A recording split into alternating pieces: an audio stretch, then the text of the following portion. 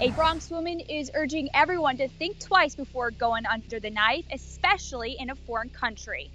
I cleaned up my PICC line with alcohol pad.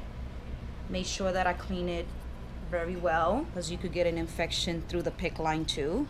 How often do you have to do this? I have to do it twice a day. Linda McFaline is 40 years old. In March, she traveled to the Dominican Republic where she underwent what she thought would be two simple procedures, a breast reduction surgery and liposuction.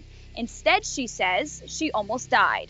I've been to the Dominican Republic almost 10 years ago. I did my breast implants with a different doctor. I decided to go switch to another doctor, and my girlfriend, I had asked her if she knows any good doctors in the Dominican Republic that she could refer me to. She referred me to Wilfredo Rodriguez Peña.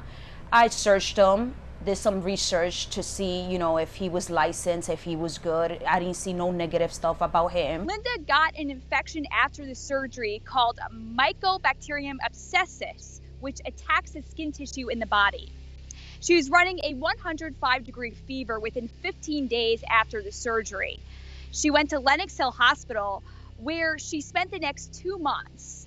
She's now back home, but she says she'll never be the same. Of course, looking at my breast, I have a hole in my right breast, and I have to cure it in myself. I have to, clean it myself, and just looking at myself like why I did this to myself. Now, the New York Department of Health says Linda's case is all too common. The same infection has been found in 10 other women, 8 women in New York City alone.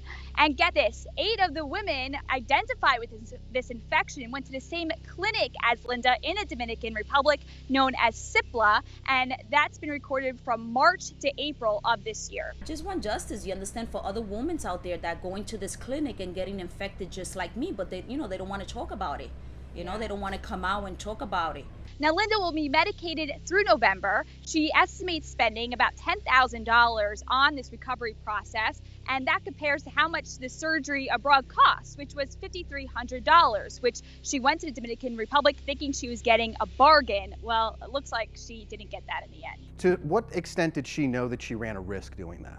I don't think she knew there was a risk. What's interesting here is that since she's been coming out and talking about this, a lot of other women have been calling her on the phone saying the same exact thing has happened. And she's like, this is great that you're telling me, but we need to tell other people, because if I knew that this happened to you, I wouldn't have gone there. It's interesting that she used Google and yet there weren't any Google reviews. Has she posted a review so that other women can learn from this?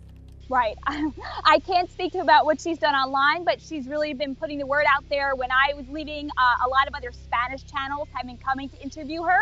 She did a daily news spread and another spread in a Spanish newspaper as well. I'm really sorry to hear about what happened to her, but it's just another wake-up call for all of us, especially when you're dealing with surgery. You put your life at risk anyways, no matter what. You hear about people who have had, shoulder surgery that haven't gone well, or, I had brain surgery. It just makes you think that you really need to meet your doctor and build a rapport with that person who you're putting your life in their hands before the procedure happens. Here's the thing, if you're not happy with what nature gave you, you want your boobs to look great, pay the price. Don't get discounts when it comes to body parts. That's costly, you're playing with your health, and there's nothing more important to you than your health. Nothing else matters if that goes by the wayside. All right, Dinah, we wish her a full and speedy recovery. Thank you.